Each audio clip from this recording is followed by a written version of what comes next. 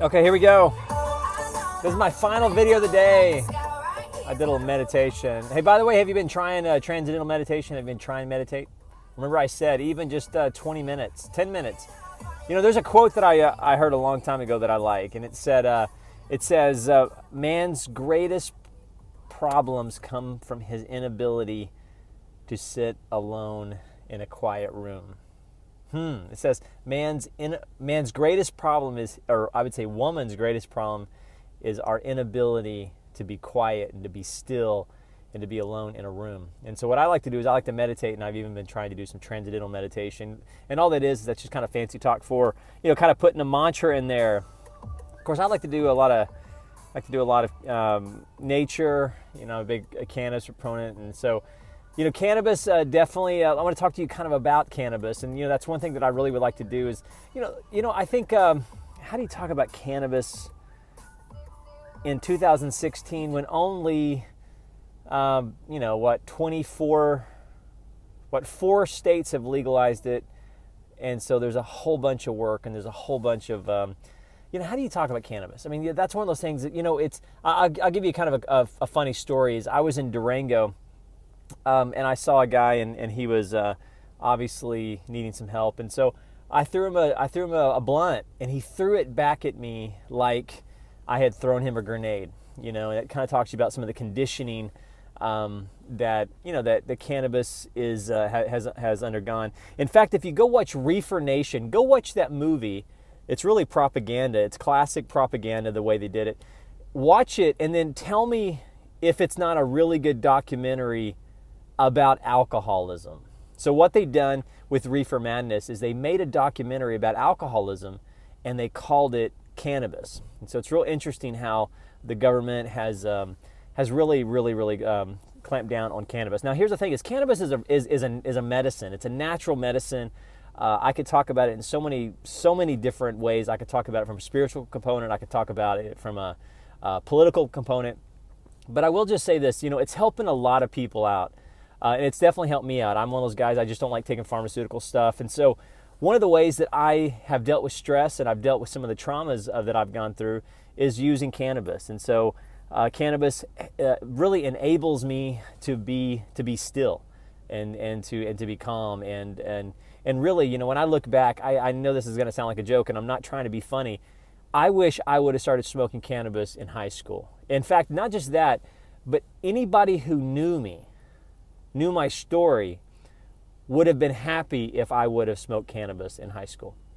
You know, I was kind of one of those chaos kids. You know, I was raised by my grandmother, and you know, I was just kind of I lived with my grandmother. I lived with friends. I lived with more friends. I lived in a dormitory. I lived with some strangers. I was kind of passed around. So I was kind of a classic chaos kid. And I look back, and I'm like, man, I can't believe that I didn't have cannabis. And you know what's really funny is my stepdad smoked cannabis. He's a pharmacist. And I'm like, dude, if he would have only knew how easier his life would have been if he would have been like, hey, dude, hit this. But he didn't. So, you know, here's the thing is I want to just kind of open your eyes on cannabis. I'm not going to really do a lot of riffing right now on it. But I will say this, you know, if you look at for example, look at the military. You know, just Google U.S. troops guarding Afghanistan poppy. What we'll do is we'll send our troops over to other countries to guard their heroin. And then if our guys get blown up or our girls get blown up and they want to come back here, they can't even use cannabis. That's really crazy. And if you look at the suicide rates among our military, in fact, this is not funny at all, but it's comical that propaganda has been so strong. But that's what government propaganda does. It just stays around for decades and decades and decades. If you look at the number of combat deaths, more people are dying, more of our soldiers are dying from self-inflicted wounds than our enemy or combat deaths. And let me say that more succinctly. More of our people are killing themselves with suicide than combat deaths. And here's the thing is, dude, we have to look at cannabis, and we have to really, you know, take the what do you want to call it? We need to take the shackles off a medicine that's been around forever. In fact, I'm just a naturalist. And so, I like to make fun of people who are gluten intolerant, and I like to make fun of people who are really all about organic stuff. And, and yes, I definitely believe eating well, and that's a key to it. In fact, ironically, when I started smoking cannabis, one of the first changes I made in my life was to my diet. And I started eating more healthy. And by and large, I just don't eat a lot of pork products anymore. Very, very little meat products. Just kind of classic hippie, the cliche hippie guy. So anyway, I wanted to just say, hey, before you believe propaganda, experience it yourself. In fact, if you're a Christian or you're a Jesuian and you maybe something I've said resonate with you and you would like kind of a guide into cannabis, I would love, love, love to be a part of that journey with you. Because, for me, I look back at, you just study the Indians. If you really want to know how to do something, study the Indians and look how they embrace natural medicines. And in fact, if cannabis were not a healing, powerful, healing, restorative plant, it's just literally a plant. You harvest it with a pair of scissors. It's not a drug. A drug is what pharmaceutical companies make. A plant is something you can clip with scissors. Look at the amount of propaganda and look at the fact that we're still sending people to jail for a plant. It's really funny.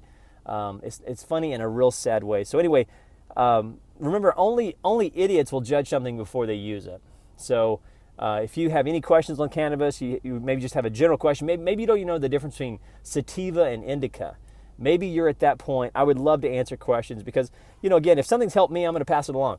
And I'm a big proponent of cannabis, as you can tell. So anyway, my name is John. You can email me, Jonathan. You can email me at americano417@gmail.com.